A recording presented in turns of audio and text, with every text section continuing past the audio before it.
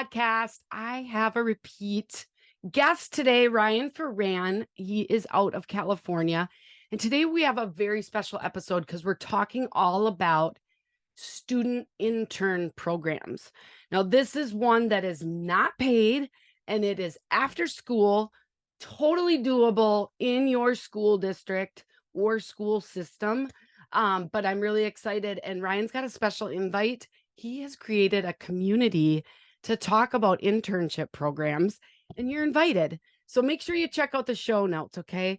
Ryan's really going to dive into how their program started 8 years ago, what it's evolved into, how he interviews students, and how he decides who's going to be involved, what types of projects they're involved in, and how he kind of breaks those down, and really how to make this about producing more content and not just putting a lot of extra responsibility on his shoulders, but actually helping them tell their story. So you are going to learn so much in today's episode, and I hope you learn a lot in every episode. And if you're listening to this and you have not hit the subscribe button, hit the subscribe button right now. Every Monday, we come at you with a new topic, a new guest, giving you easy things that you can do to elevate your storytelling in your school district, which ultimately impacts students.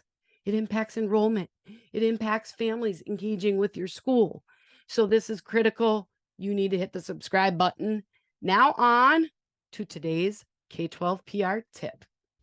All right, today's K-12 PR tip is basically me kind of talking myself through it's okay to use your iPhone or your cell phone to take pictures and not use the fancy camera. So what camera are you using, and is it making more work, less work, whatever kind of work for you? And what's the payback you end up getting? So I just did kind of a media day, not necessarily a media day, but a picture day with our seniors. Okay, at Little New Auburn, we have a few seniors that are also athletes, and we want to honor them with a little banner in the gym. And we try to do this every year now. It's a new tradition. And I went to the school with a green screen, which I, by the way, left at the school. So hopefully it's still there today when I go back and grab it. But I took the green screen and I took my nice Nikon camera and I took my cell phone with, the regular pictures and then that portrait view, which does a really, really good job. So I was like, oh, I have to use this fancy camera. And I'm not very camera literate. And so I don't know how to do all the settings to get everything perfect. So I was trying to use that and I was using my cell phone. And when I got it into the portrait mode and I started looking at pictures, I'm like, dude, this portrait mode of my cell phone with my iPhone, I don't know, one of the newest iPhones, it's really, really good. It's not as good as what I'm taking with this professional camera. So you know what I did? Like after the second athlete I was photographing, I'm like, I'm not taking them with this nice camera. I'm just going to take them with my phone because I'm getting much better pictures. So today's tip is just if your phone works great and you can take really good pictures, don't feel like you have to look fancy and use that fancy camera because you don't. Okay. We want to use what works. So in whatever case that is, use it. If your better camera does take good pictures and you're really good with it, take the pictures, okay? Do the editing that you need to. But my life has been made simpler with the use of my phone to take pictures. So gosh darn it, I'm going to do it. I'll make sure to share the finished product with you. I don't know if it'll be in the show notes of this, but I'll definitely share it out on my social media channels to showcase what it looks like. But dude, I just used my iPhone and that's okay. All right, now on to today's awesome episode on student interns with Ryan Foran. Let's get started. Welcome back, my friend. How are you doing, Ryan? I'm doing fantastic. If I can speak, I'm doing great. How are you doing? I'm doing well. It's like the new school year is here and we're ready to tell some amazing stories. Seeing great stuff from you as well. If Ryan's voice sounds familiar, Ryan Foran, he was our 18th guest. That's like 3 years ago, Ryan. That was a long time ago, and I'm thrilled to be back on. I mean, I guess I didn't totally ruin it the first time. What an honor. Yeah, absolutely. We talked about a lot of stuff. So you can go back and listen to what Ryan shared in episode 18. But today we're diving deep into student internships and involving student voice in your storytelling. But before we dive into all that, why don't you share a little bit about what you do with your school district and kind of your current role, Ryan? Sure. So we were on episode 18. What episode is this now? You've done a lot. Oh my gosh. Okay. You're really okay. I'm going to say we're episode 180. Oh my gosh. What? That's weird. Times 10. Jeez. Oh my goodness. 18, 180. So that is, I don't Wow. do these things on purpose, but sometimes it just happens, So that's cool. So you have me on every 162 episodes? That's I fantastic. I Almost. guess I like that it. works. Well, it's great to be back on. Yeah. So I'm Chief Communications Officer in Arcadia. Been here now, speaking of 10 and crazy, 10 years in Arcadia. Came here just to get back to California. I was going to come here, get a job, and start looking immediately. And then I fell in love with Arcadia, the people, and the district. So I've been here ever since. And as soon as I got here, I realized, oh my goodness, there's so many good stories. And being a one-man shop, I was like, how am I going to get all these stories? And I wanted to tell everything and just didn't have the manpower to do it. And so started thinking about, how do I do this? And that's kind of the brainchild of the internship program and how that started. Probably been doing it, I think this is our 8th year now doing the internship program. Awesome. And how big is Arcadia Unified School there in California? We're around 9,000 students. Okay. So we've, like most people, slowly declining over the years. Our decline rate has been slower than others, which has been great. And I'm thinking maybe some of my interns and the branding we do has a lot to do with that, because our reputation is pretty good. I'm huge in media relations, so I love doing media relations stuff as well. So yeah, right around 9,000. We have 10 schools, 11 schools. Okay. That's always just nice for some perspective. And you're all by yourself. I'm assuming you don't have an unlimited budget. And so you've had to get creative with using students. And certainly we're going to dive into a lot of what you've learned and maybe some things that are great and some things that aren't so great. But can you first just dive into like, what do you run for social media for Arcadia? What channels are you using? We do I do have Amber, who is our public information officer, and she's amazing, and Okay. she does so much work. So I did start out by myself, to your point. So I started Okay. here by myself. After a few years, they realized, like, okay, this position can make an impact. And so, wow, imagine what we can do with another full-time person. So Amber's been here about 7 years now too, but I did start by myself, started Okay. the internship by myself because I was a solo shop then.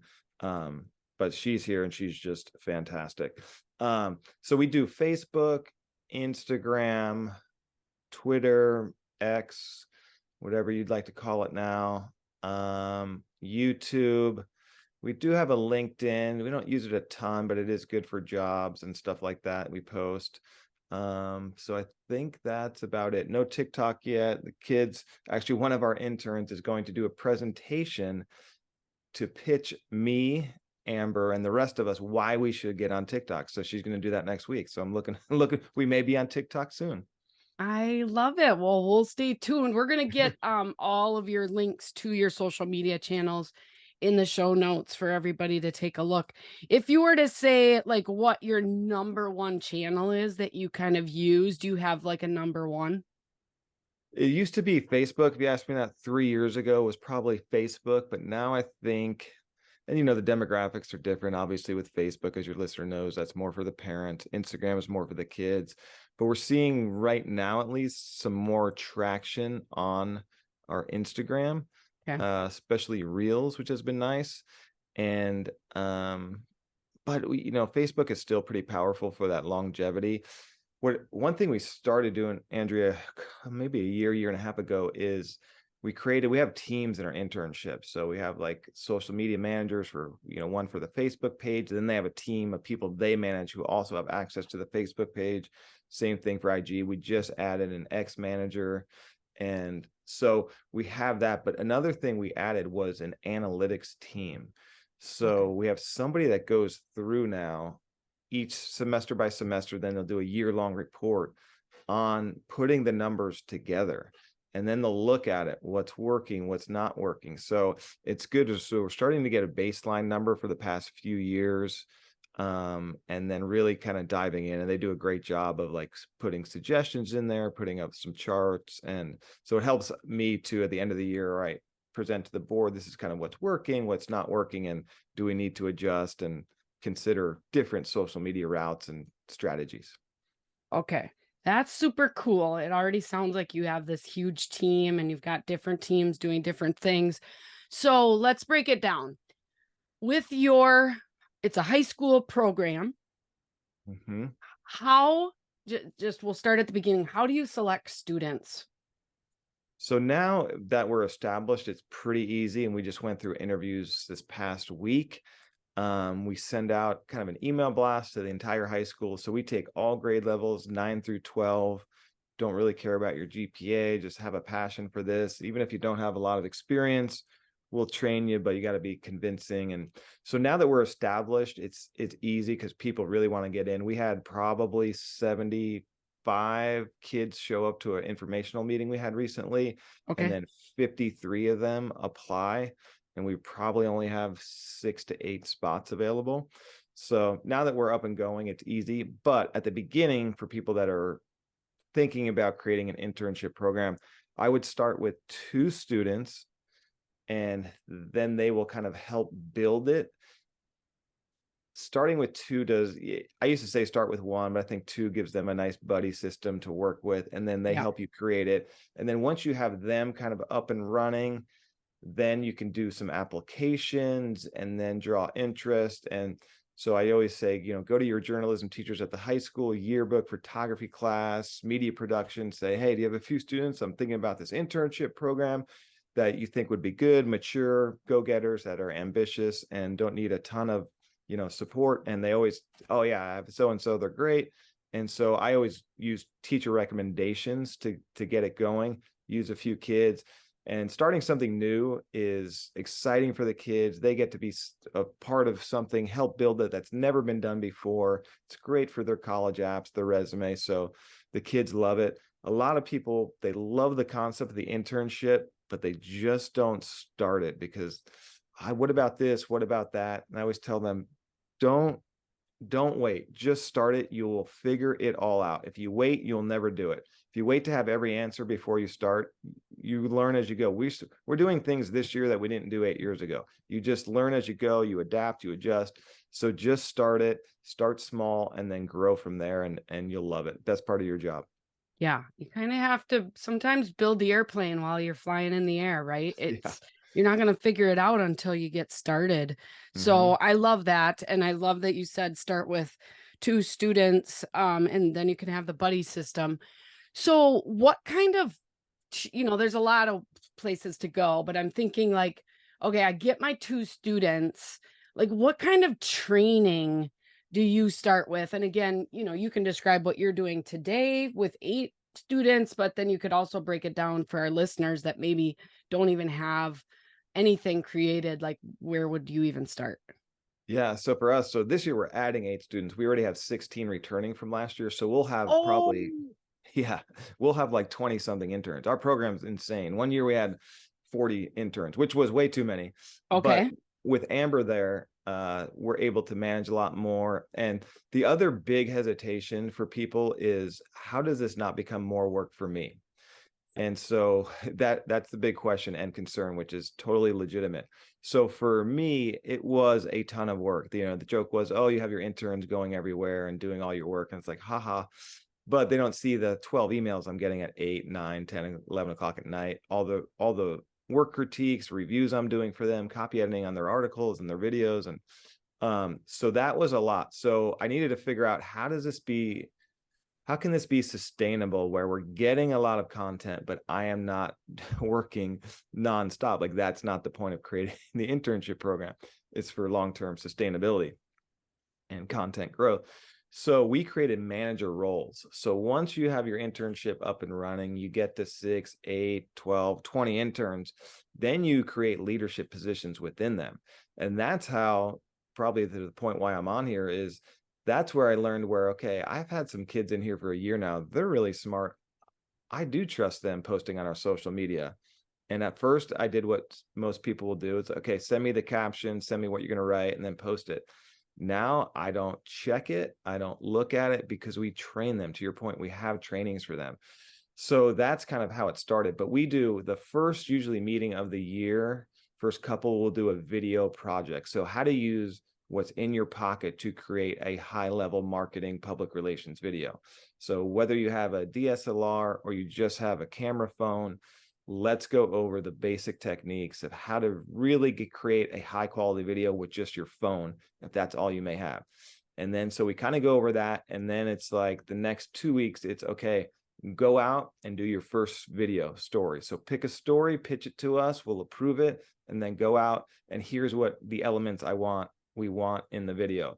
It has to have 1 to 2 interviews. It has to have a little music. It has to have some text, some transitions. And then we watch them all in the next meeting. We critique them. What could be better? Oh, this is really great. Utilize this technique. Here's how to do shot sequencing with your videos. So we do train them. And so we do that a lot at the beginning of each semester, especially with the new interns. And then we created a mentorship program. So the veteran interns, and what's great about taking some internships, will only take juniors or seniors. I don't like that idea because freshmen, once they become juniors and seniors, can run the entire internship program without you being there because they've been in it for 3-4 years. So then we created this mentorship program. So the veteran interns take under their wing a new intern, a rookie, and they're in charge of them for the first semester through the probation period for that first semester. So I tell the veteran interns, if your rookie intern's video is bad, that is on you. You need to help them with it. You need to support them. So that has been amazing because we used to do all those work critiques, hold their hands through. And now it's the other interns who have been there, done that are helping. So it's creating those systems and then those manager roles. So we have a manager role for writing, podcasting, video team. We do like video news reports. We now started a magazine that our interns solely do, Beautiful District magazine. So creating those leadership responsibility, it gives the kids a ton of experience, leadership experience, gives us way less to do. And it's really a win-win. So it helps so much with that time commitment for the advisor, whoever's listening, to run the program. Okay. So, how is this internship structured? Is this part of their day at school? And are they getting a grade? Are they somehow getting paid and they have to do it on their own time? How many hours a week? That kind of thing. That is a great question, and one of the ones we usually get pretty early on. So it's non-paid, it's after school. So we basically run it like a club, like an after-school club, but it is an internship. And I would call it an internship because that gives them job experience, and it really is because they're working for us in the public information office. So we meet once a week at the high school. We only have one high school, so it's easy for us. We go to them. We'll meet in the library media center and do our meetings there. And then the rest of the time we're communicating through a private Facebook group to put out, here's the events coming up, here's, whatever. So we can just communicate virtually, which makes it pretty easy. So for us with the one high school, it's easy. That's the format. It's non-paid, but saying it's non-paid, I've never had a kid ask for a dime in 8 years of doing this. And I've probably now had, I think it's over 400 to 500 students come through the program, but we give them so much real world experience. We give them all press passes. We give them certificates of completion. We take them to USC for journalism workshops all the time, once a semester. We're writing them letters of rec. We get them other private jobs. If somebody's going to pay a couple $100, need a photographer, I'll get one of my interns a job. Last year, the president of Hungary, who once attended our schools, came and did a visit to show her daughter the middle school she attended while she was in America. interns. I made sure our interns could be there and interview her. So this big K-pop star was here. He wanted to do a photo shoot. So I was like, all right, we can do it, but my interns need to meet you, talk to your people, and it needs to be kind of a little workshop for them. So any experience, I try to get them all the real world experience. The Rose Parade that many people watch on New Year's, we go to that. We're right down the street from Pasadena. I'll get press passes for them. They're there rubbing elbows with international media from all over the world. So I try to get them as much experience as possible because they do so much for us. Yeah, that is incredible. Okay. So this sounds very, I mean, it sounds doable because you're not having to like get approval from your curriculum director on how to get credits. I Mm-hmm. totally get it that it is real world experience and kids are going to be interested in it. They're interested in a lot of social media creation and all of that, those things anyway. Yeah. So identifying a couple students, starting small, I guess, with, maybe a video or maybe some photos. Now, how do they post? Are they logging in on the Instagram page itself? Do you use a third party somehow, or how does that work? I give them the password and here it is. And Okay. if it gets hacked or something, let me know. We'll change it. But I give them direct access so they can post when it's convenient for them. The other partnership we have too, which is a good idea for other district, is your local newspapers that are, they're kind of hurting for staff and stuff. And we have great writers. So we have partnerships with a couple of our local papers. So our high school students are getting professionally published in local media outlets, which is amazing. The other partnership we have with USC, so your local colleges, universities around you, form a partnership with them. It's kind of a win-win. So those are some of the things. But yeah, we give them direct access to the accounts, and then we say, so if you're a team manager of Facebook or Instagram, then you can add people to that team, and we'll give them access to that as well. They're ultimately responsible, but we really haven't had major issues at actually any issues really. And there's some grammatical stuff, but I've made those same exact issues. So it's been very helpful to us because the process used to be, okay, send us your photos. We will download them, re-upload them. We will write the caption to an event we weren't there.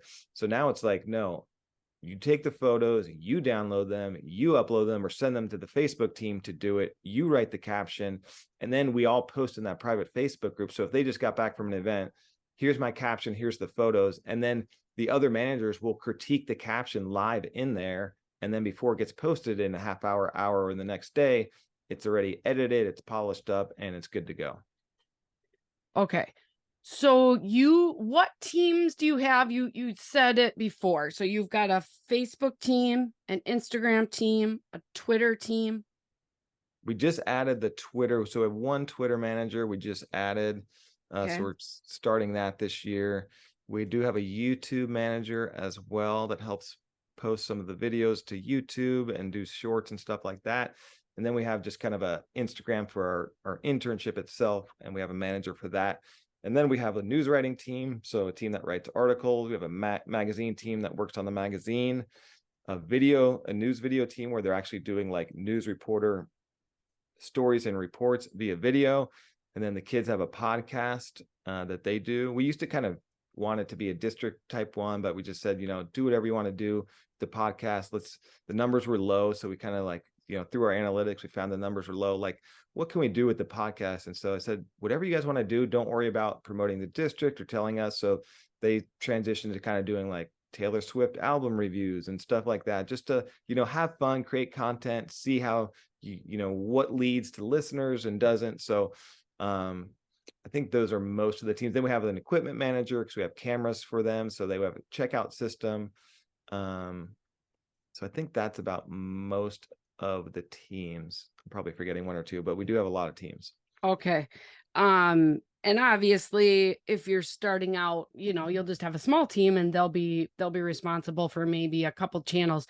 I'm really interested because I think it is sometimes challenging if one group has Facebook and one group has Instagram, but you want to get similar stories out on the channels, or, you're getting a video out on YouTube, but you're also sharing that video maybe out on Facebook or Instagram. So how does the coordination of those stories work, or don't you worry about that too much? How do you approach that? Yeah, we don't worry a ton. We just have, we have a one master folder in Google Drive that we put into, and so we splice it up into subfolders. So here's the video. So, the IG team will take it and maybe they'll make a reel from it. The Facebook team will take it. So they kind of have separate people working on it, which may not probably be the most efficient thing because you can't, cross post, but in some cases anyway, like posting on Instagram or Facebook one video, it's annoying because then you can't choose the thumbnail for Instagram. It's just a black thing. So it's more efficient to do it. Probably have multiple people do it if you can, because it'll be posted to its best ability Yep. individually. But so that's kind of how we do it. And with the managers, they have teams under them, so they may have 4 or 5 people to help them. They'll have schedules. Some, maybe Rachel will do it Tuesday through Thursday, and then somebody else, Sam, will do it, Saturday through Sunday, and things like that. So it works pretty well. Okay. And just as a side note, like my Instagram and Facebook for my school that I manage, because I'm still in the trenches doing that every day. That works with Instagram Reels. We'll actually post a Facebook Reel to the Facebook page, not just suggested. And I know that's rolling out really slow, but it doesn't work for like my business page, which is annoying because then you have to like download it and re-upload it over on Facebook. So, Meta's always changing, Yeah. but that's another reason, I guess, why if you can have different teams, it's nice because there are quirks within Instagram. There are quirks within obviously Twitter and Yeah. X and how much is changing there, Facebook, YouTube, all of the things. And so that's really powerful. Yeah, and it is always changing, so it's always trying to keep up. And then Facebook, the Meta suite it's I kind of like it sometimes too, especially the mobile. You can post if you have some related groups, you can post to 2 or 3. So we have a big community group, then there's a school group, and then obviously our page. So that is kind of nice for cross postings. You can do that at once. But yeah, I should look into one of those big platforms where you can just spray everything out at once. Do you use any of those? Have you had any Not success with some really. of We those? only use Yeah. Meta Business Suite where you can kind of post both Hmm. to Instagram and Facebook, but with stories, with reels, with posts Hmm. themselves, and just with, 10 pictures available on Hmm. Instagram, and they got to be really square Yeah. versus, we usually end up posting different, Yeah. slightly different. It might be similar things.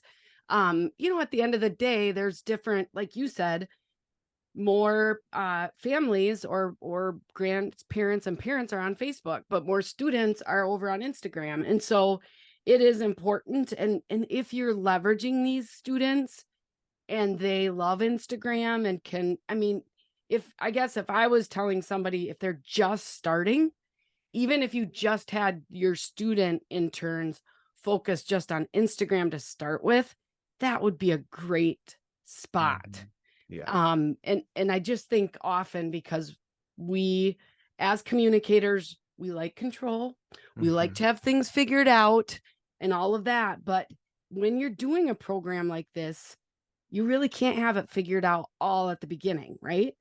No, and it's just fun to do new things with the interns. They're excited, and I'm a control freak too. I micromanage, and poor Amber, because I want to check everything, but for me to have that style and still have interns posting every day on social media and not checking, not freaking out about it, it just, once you have the program up and running, you trust them, you train them, you realize like these kids are good kids, they're smart kids. You wouldn't take them in your internship if they weren't.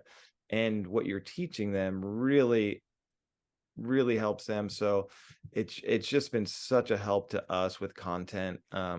From the analytics report that I told you about that they put together for us last year, on Facebook alone, we posted 805 times. So think about that. There's less than 200 school days. That's 4 posts a day. Now, Yeah. that's just me and Amber. There's not even half of that post happening. And some of these posts are like comprehensive, like albums with 75 pictures, their videos. Some are just a quick share or something like that. But 805 posts in one school year, that's a lot. And if we don't have interns, that doesn't happen. Yeah. And I bet that the storytelling is great. Like you said, that you're decreasing enrollment. There still is a decrease, but it's not as much as some other schools, probably because you are actively storytelling. You're getting that engagement. And so people are seeing that Arcadia Unified Schools is doing amazing things. Yeah, and it's so great to have the student voice too, because it's important. It's not some suit sitting in the district office that they're a little wary of, but the students, they're informed, and some of them, like I said, we've had students that were with us for 4 years. By the time they're juniors and seniors, they get it. They understand the district. They've been to board meetings. They know who our superintendent is. They've talked to him. They've interviewed him. He always comes to at least one meeting a semester. The kids come to a board meeting. So when we're going out to do things or have something important, they're informed. They know that this is important stuff. And some of our interns have been student reps to the Board of Education, which has been great too, because they see all these different sides and they're just kind of blown away and just really appreciate kind of the process and behind the scenes work, because most students in high schools, they don't know what a Board of Education is. Our students know. I have them. That's a mandatory requirement. You will come to a Board of Education meeting. These are important people. And then that way too, when they're at events, they see a board member, they can interview them. They can kind of, understand why they're there. So it's just a win-win. And the kids have a different perspective and appreciation too, which I think is important, because there's a lot of people working hard for them on their behalf that they may never meet. Most of my interns meet all those people that are working hard for them. Yeah. So one of the big reasons I wanted to have you on, Ryan, is you are stepping into a leadership role in this world of school interns, because you've spoken at many different SPRA chapters about this, and kind of been a mentor online to some others, but you actually now lead a community that shares strategies on social media internship programs at schools. So tell me a little bit about that group, and anything you'd like to share about that community. Yeah, I'd always get phone calls and still do about, hey, I'm interested in starting an internship program. Somebody said that I should call you. I'm like, oh, that's great. So yeah, I'm kind of known as the internship guy. And so I started last year. I was like, let's just get all these people together, because I'm getting a lot of calls. People are really interested in it. They see that other districts, ours and other districts, have really great programs. So they're like, this sounds great. So I started the National Communications Internship Collab last year. And so what we do is basically there's probably, and now there's over 100 people in this collab, which is fantastic. So we have about 60% of the people don't have internships, 40% do. Okay. And so every few months we have somebody share about their program, and we meet online to kind of share and discuss, and people do presentations. And I'm very biased towards our format. I think it works great, but I realized that just because of your circumstance in your district, where you're at, the laws and all that, you have to run these programs differently. You may want to do it CTE. You may want to pay them. You may have to pay them. So I'm giving people advice on kind of what we do, but it may not be great for them. So I'm like, let's get other ideas, because there are other really good people that have great internship programs across the country that are doing it different for me. And I don't know how they're doing it, but I know they're working. And so we brought all those people together. So we've done, I think, probably maybe four presentations now with people from all over the country that have some have paid internships, some have 4 interns, some have 8, some have 2 college interns. That's the other thing. They'll use college interns. I don't like that at all, though, to be honest, because use your own students, give them the benefit of it, work with them instead of people that didn't even go to your district. But there's a million reasons why they do it, and they're successful. So we brought all these people together. This is airing after Amber and I just did a presentation on ours, because we haven't done ours yet. So last year we just listened to other people. But if you join the group, you can see we record all the meetings, so you can go back, and if you're interested in one particular presentation or meeting, you can go back in the Facebook group and see it. So all people need to do is just sign up through a quick and easy Google form. It's free.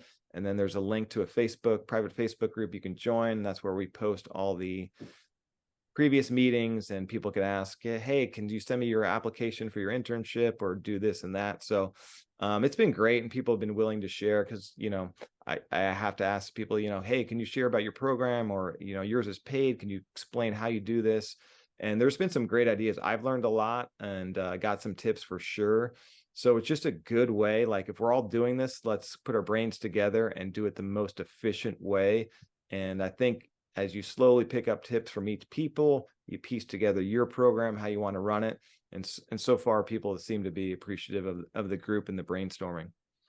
Yes, I love it. So would we be able to share that Google form in the show notes? For sure. I'll send you the link. Okay, so everybody, you got an invite from Ryan, and There you go. you're going to be able to, I mean, today you learned a little bit more about his program, but like you said, your school might be a little bit different. I mean, I was just thinking to myself, Ryan, we couldn't meet after school because our school's so small that Mm. like the same kids they have Mm. sports practice after school. Mhm. But it's like, well, maybe once a week we could meet before school, because there's Yeah. nothing then, and maybe we could get kids then, or so you have to just be creative with Mhm. how to make it work for your school. But it's so cool that you have this environment that's just set up for people focused on this. And I just want to say, I mean, for the 23-24 school year, I really feel like we're really getting back into that consistent storytelling method. We're getting a Mhm. little less afraid of everything that we were back in 2020 when the world shut down. So we're anxious to share faces. We're anxious to share things that are going on, but student voice and their abilities and their creative ideas, and I mean, that's what's going to help you reach more people. And so getting involved in something like this, not having it all figured out to begin with, but I just think it's so important. Wouldn't you agree? Oh, I totally agree. And some of the students in your own district right now are better graphic designers than you'll ever be. They're better photographers. They do videos better than you can do or I can do, animations. We wouldn't have done, like I mentioned with the Facebook post, we wouldn't have had a fraction of those, but we created this district magazine that is nice, won some awards. We didn't have time to do that without the interns. That was like 90% intern led and their work. And it's a beautiful, like 30-page magazine with amazing stories from all over the district. And we're doing another one right now. I'm about to publish volume 2. But if it's just Amber and me, we don't have time to do a 40-page magazine every semester, but the interns do. So, and people ask, like, what should I have the interns do? You have a long list of stuff, release some controls. And do we have to do a magazine? No, but it's amazing. People love it. It's a great branding piece. The information for our district is out there. You talk about student recruitment. What are you doing? Like, these are out there. They look great. They have information, articles about all of our programs, our students, our staff, celebrate successes of our students in there. So it's so rewarding. And working with the students is, we say it all the time, but it's true. It's so fun. We just did an interview panel. We had like 7 of the interns. We're interviewing the newbies, and they're all nervous, but we're in there for 2 hours, and it's an experience they never had. And then one of the interns that was applying asked, this question's for the interns. We give them an opportunity, go ahead and ask a question if you have something at the end. And, what have you gotten out of the internship program? The interns all wanted to answer. They went down the line, and like, hearing how much they kind of love the program, I was like almost getting teary-eyed. I'm like, oh my goodness. And hearing some of them that they don't talk that much, but they were so excited to share like what they loved about it and the friends they met and the opportunities they had. I was like, oh my goodness, like who is this? Who are these kids and what is this program? It was super rewarding to hear that the other day. It was just melted my little heart.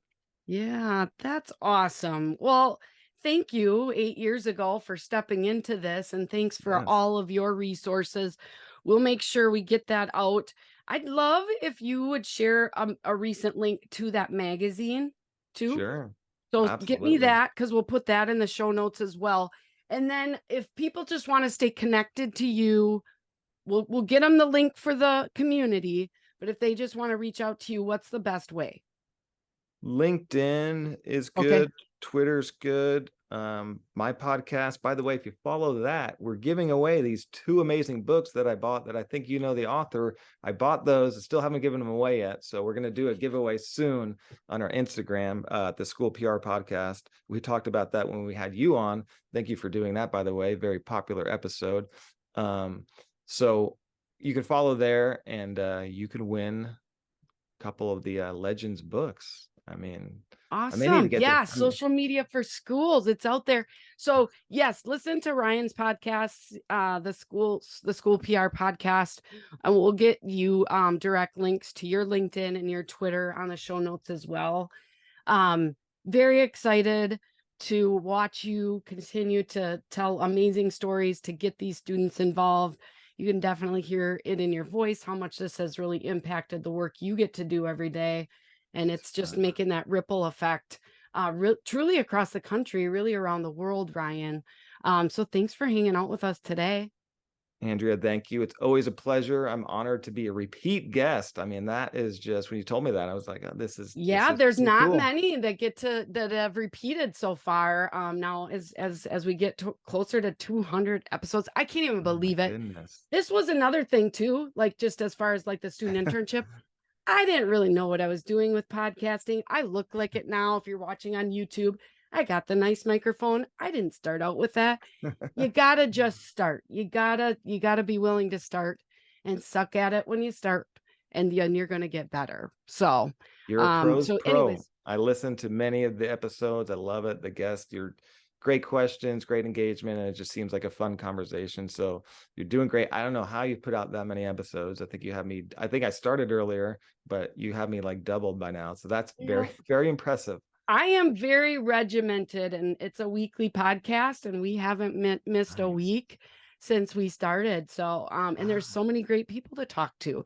And if you want to be a guest, if you use what Ryan has put, out there, and you've got a student internship program that works a little different, and you'd want to be a guest, please reach out. I'm always looking for folks to come on. I meet a lot of people and ask them to be guests, but if you're interested, reach out as well. Keep telling those stories. And until next time, 162 episodes from now, Ryan. Yes. Until next time, have a great one. We'll see you soon. Thanks so much. Appreciate it. Bye-bye.